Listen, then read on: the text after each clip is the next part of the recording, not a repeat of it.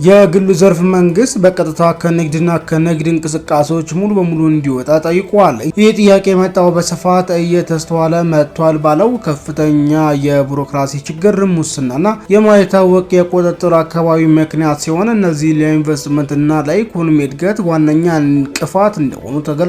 የዘርፉ ተወካዮች የመንግስት ጫናዎች መቆም እንዳለባቸው አሳስበው ዋናው ጥያቄ መንግስት በንግድ መስክ ያለውን ሰፊ ተሳትፎ እንዲያቆም መሆኑን ተመላክቷል።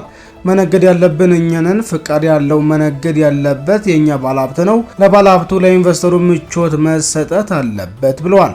የንግዱ ማህበረሰብ ሚና ለሰላም ግንባታ በሚል መሪ ቃል በአዲስ አበባ ንግድና ዘርፍ ማህበራት ምክር ቤት አማካኝነት በተዘጋጀው መድረክ ላይም የዘርፉ ነጋዴዎች የንግድ ፍቃድ ባለቤቶች ህጋዊ መብት እንደሆነ አጽንኦት ሰጥተው መንግስት የሚያደርገውን ጫና ማቆም እንዳለበት ገልጿል። በሌላ በኩል የንግድ ደንቦች ግልጽ አለመሆንና ብዙውን ጊዜ ቅጣት የሚያስከትል መሆኑን ያመለከቱ ሲሆን መመሪያዎች የንግዱ ማህበረሰብ ሳያሳተፍ የሚወጡና እንደ መዶሻና መጋዝ እየሰሩ እንደሆነ ተጠቁሟል። ዋና ጥያቄ ከንግድ ሙሉ በሙሉ እንዲወጣ የሚል ሲሆን ፍቃድ ያለው የግሉ ዘርፍ የንግድና እንቅስቃሴ ዋና አንቀሳቃሽ መሆን እንዳለበት አጽንኦት ተሰጥቶበታል። የንግዱ ማህበረሰብ መሪዎች ኢንቨስትመንትን ለመሳብና የህግ በላይነትን ለማስፈን የፍትህ ስርዓቱንም ቴክኖሎጂ በመጠቀም እንዲሻሻል፣ የግጭት አፈታት እንዲፋጠን እንዲሁም በግጭት ለሚደርስ ኪሳራም የተሻለ ደህንነት ዋስትናና ካሳ እንዲሰጥም ጠይቀዋል።